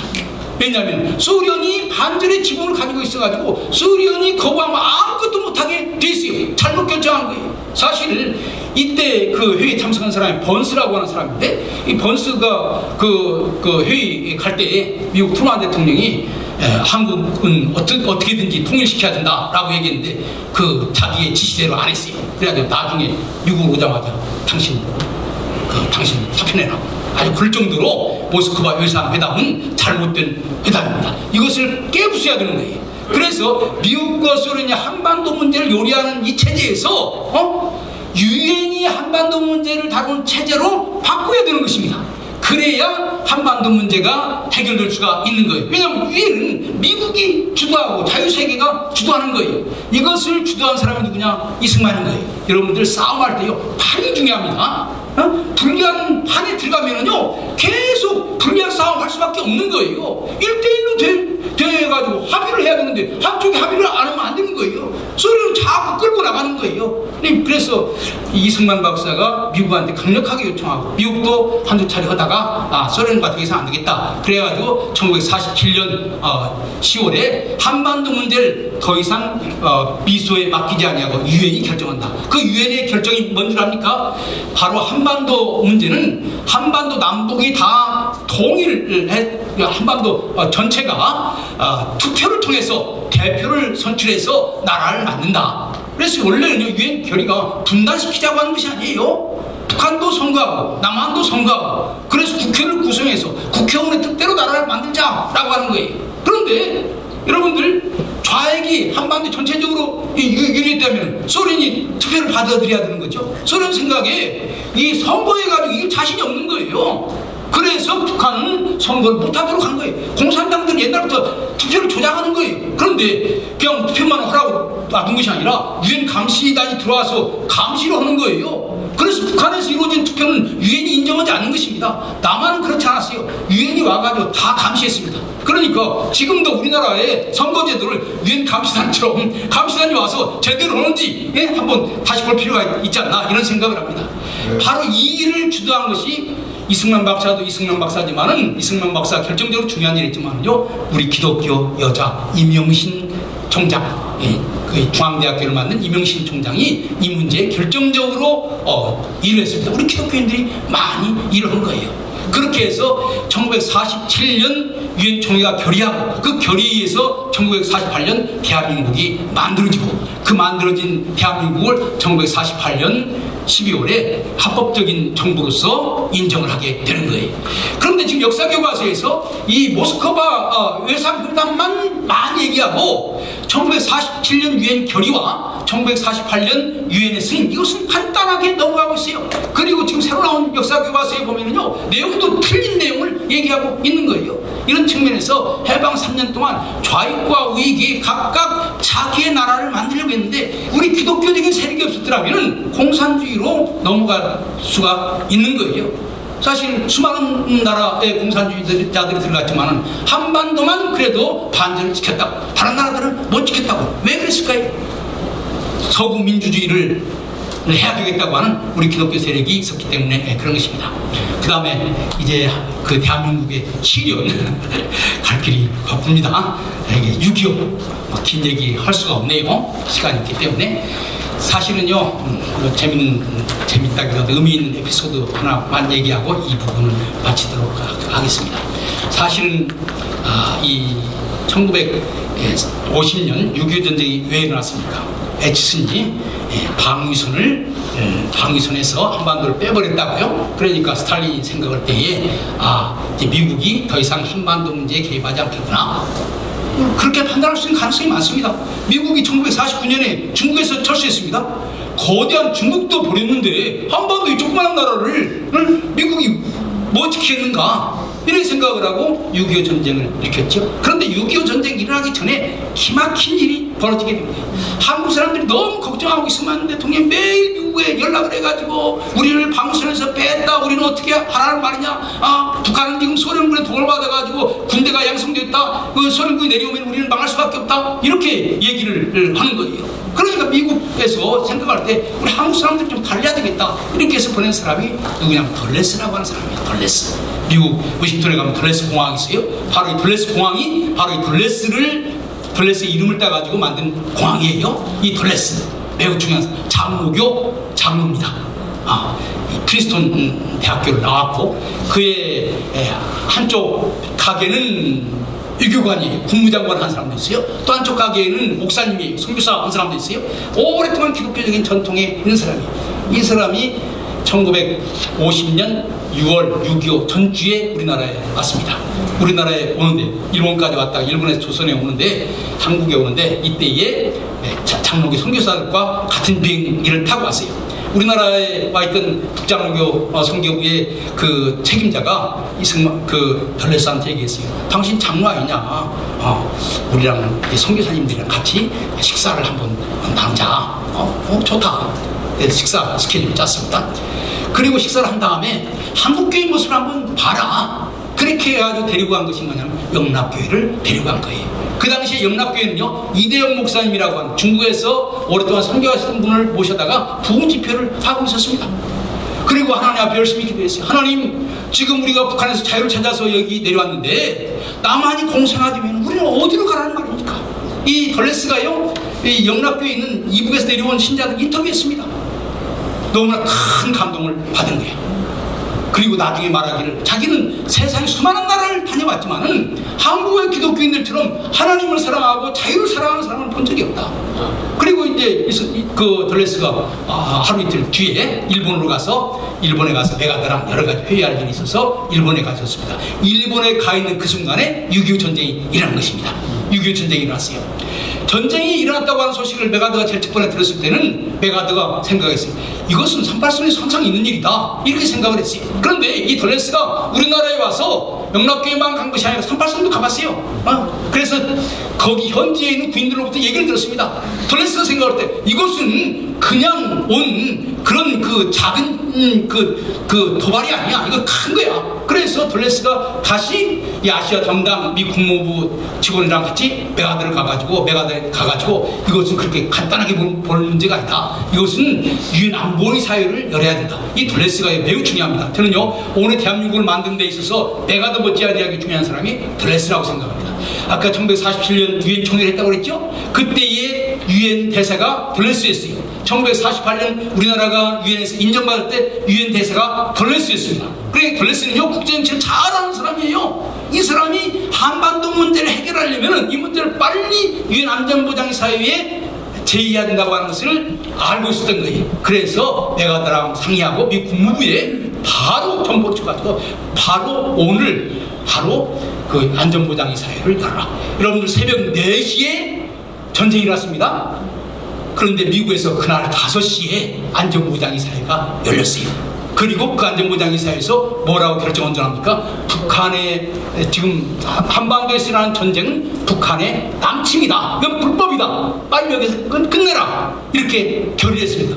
이틀 뒤에 북한이 안 끝내죠? 이틀 뒤에 북한이 우리의 경고를 주지 않았기 때문에 그 유엔에 속한 모든 회원국들은 군대를 보내가지고 북한을 막아야 된다. 이틀 만에 참전 결정을 했습니다. 7월 1일에 미국의 지상군이 우리나라에 오게 됐어요. 여러분들 제2차 세계대전에 미국이 전쟁에 참여하는데 몇 년 걸린 줄 압니까? 3년 걸렸어요. 제2차 세계대전 때 미국이 전쟁에 참여하는데 몇 년 걸린 줄 압니까? 2년이 걸렸어요. 그런데 한국전쟁이 일어났을 때 이틀 만에 참전을 결정했다고 하는 것은요 전 메가드 인천 상륙작전 못지않게 중요한 것이라고 생각합니다. 만일 그것이 없었더라면요 공산주의자들이 부산까지 다 장악을 해버리고 말았을 거예요. 그 여러 가지 원인이 있지만 그 중에 하나가 뭐냐, 이 돌레스가 영락교회 신자들이 하나님 앞에 매달려 기도하는 것을 듣고 메가드를 설득했고, 그래서 나중에 미국 가가지고 이 돌레스가 미국의 방송국을 돌아다니면서 연설했습니다. 자기는 일주일 전에 한국에 있었습니다. 한국에서 정말로 하나님을 열심히 섬기는 신자들을 봤습니다. 이 돌레스가요 우리나라 국회에 가서도 연설했습니다. 연설에 뭐라고 말하는지 매우 중요한 거예요. 한국 사람들이 자유를 사랑하고 자유를 위해서 싸울 용기를 가지면은 코리아 이스날 오른 한국 혼자가 아니다. 여러분, 이 전제가 중요합니다. 한국 사람들이 자유세계와 더불어서 싸울 믿음과 용기를 가져야 자유세계가 돕는 거지. 우리는 이래도 좋고 저래도 좋고 너희들이 와서 우리를 다 지켜줘? 안 되는 거예요. 이런 측면에서 우리 손영문 목사님은 자유를 위해서 싸우는 훌륭한 위대한 오늘의 우리의 동료고 우리의 하나님의 군사라고 저는 생각을 합니다. 이런 측면에서 6.25 시련을 믿음으로 잘 극복했어요. 사실은요 6.25 지나가면서 우리 기독교는 공식적인 명칭은 아니지만 주은 국교가 되는 것입니다. 그 당시에요 제가 영락교회를 연구하고 있습니다만은 이 사람들 그 당시에는요 신분이 제일 중요했어요. 공산당인지 아닌지 이걸 구분해야 되잖아요. 그러면 정부가 하는 신분증도 있지만 그건 못 믿을 수 있어. 그런데 교회가요 신자라고 하는 증명서를 발급해 준 거예요. 그러면 그 신분증 가지고 미국한테 가고, 그러면 그 신분증 때문에 이 사람은 공산당이 아니구나 그렇게 해서 가는 거예요. 수많은 교회 종교단체들이 교회 이름으로 이 사람은 우리 신자임을 증명합니다. 또 부정적인 일도 있어요. 공산주의 가담했던 사람들이 내가 이제 더 이상 빨갱이로 살기 힘들고 좀 저장을 해야 되겠는데 아무리 내가 공산주의를 버렸다고 해도 안 믿는 거야. 그럼 어떻게 해야 되냐? 교회 나오는 거예요. 그래서 교회 나와서 한 달도 다니고 두 달도 다니고 그러는 거예요. 그 중에 정말로 이제 변화된 사람도 있고 변화 안 된 사람도 있고 여러 가지죠. 그래서 어쨌든지 간에 해방 6.25가 지나가면서 한국 기독교는 대한민국의 정체성을 가장 분명하게 보여주는 집단이 된 것입니다. 그런 것을 기반으로 해서 60년대, 70년대, 80년대 한국이 이렇게 부흥할 수가 있게 되는 것입니다. 그 다음에 60년대, 70년대는 대한민국의 발전이 있죠. 그러니까 대한민국의 시련기에 우리 기독교와 더불어서 우리 대한민국은 시련기를 잘 극복해 나갔다 이렇게 얘기할 수가 있는 것입니다. 그 다음에는 이제 산업화, 민주화 이 두 가지는 여러분들이 피부로 너무나 잘 아는 것이니까 제가 더 설명하지 않겠습니다. 제가 결론적으로 얘기하고 싶은 것은 바로 이것입니다. 지금 우리나라는 19세기로 다시 돌아간 거예요. 아시아가 지금 과거 수천 년 동안 중화질서, 중국 중심의 중화질서에 의해서 지금 운영되어 왔습니다. 그런데 우리는 사실 이제 미국 선교사를 통해서 미국을 알게 되었고, 특별히 6.25가 중요합니다. 38선이요? 부정적인 것만 아니에요. 38선이 딱 휴전선이 만들어짐으로 말미암아 누가 못 내려옵니까?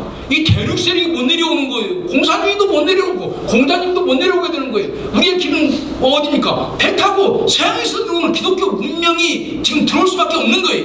바로 이 기간에 한국교회는 엄청나게 부흥하게 된 것입니다. 그런데 지금 새로운 시대가 돌아가게 됐어요. 그 새로운 시대는 뭐냐면은 다시 중국이 부상해서 옛날 자리를 차지하려고 하는 거예요. 지금 우리는 결단해야 되는 거예요. 우리가 지금 하나님이 우리에게 정말로 내려주신 축복, 자유의 축복, 물질의 축복, 신앙의 축복, 이런 축복들을 계속 자유세계에 머무르면서 유지해 나갈 것인가? 아니면은 과거로 돌아가서 중국을 섬기면서 중화질서에 속해서 유교로 돌아가고 공산주의로 돌아가고 그런 삶으로 살아갈 것인가? 이 중요한 포인트에 있는데 목사님들이 이 신자들한테 지금 이렇게 중요한 시점에 와 있다고 하는 것을 알려주고 우리가 신앙을 지키려면 어느 길을 선택해야 될 것인가 하는 것을 분명히 외쳐줘야 이 나라가 살고 우리 교회도 살고 세계도 사는 거예요. 제가 생각할 때는요, 승리는 우리에게 있는 것입니다. 이미 공산주의 실패한 이데올로기고 공자도 실패한 이데올로기인 거예요. 자유세계가 여러 가지 많은 인류의 거대한 혜택을 가져다 줬습니다. 민주주의도 가져다 줬죠. 경제적인 번영도 가져다 줬죠. 광명도 가져다 줬죠. 종교의 자유도 가져다 줬죠. 이렇게 좋은 선물 보따리를 기독교를 통해서 가져다 줬는데 이런 것들을 제대로 교육을 시키지 않으니까 그렇게 어마어마한 선물 보따리를 받았음에도 불구하고 불평만 많은 거예요. 이런 점에서 교육이 필요한 거예요.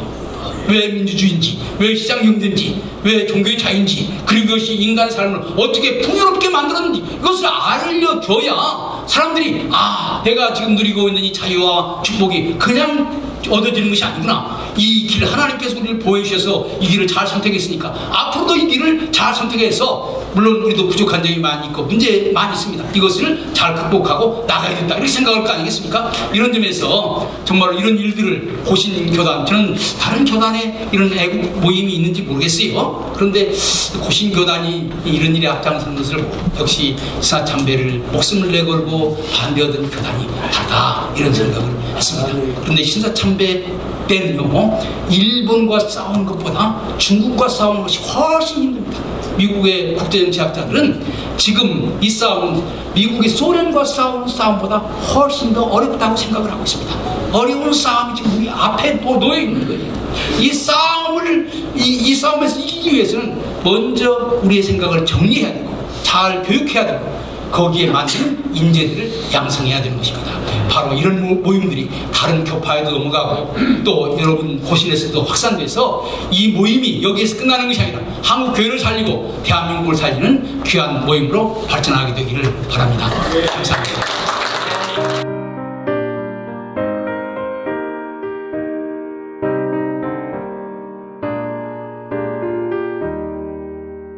주여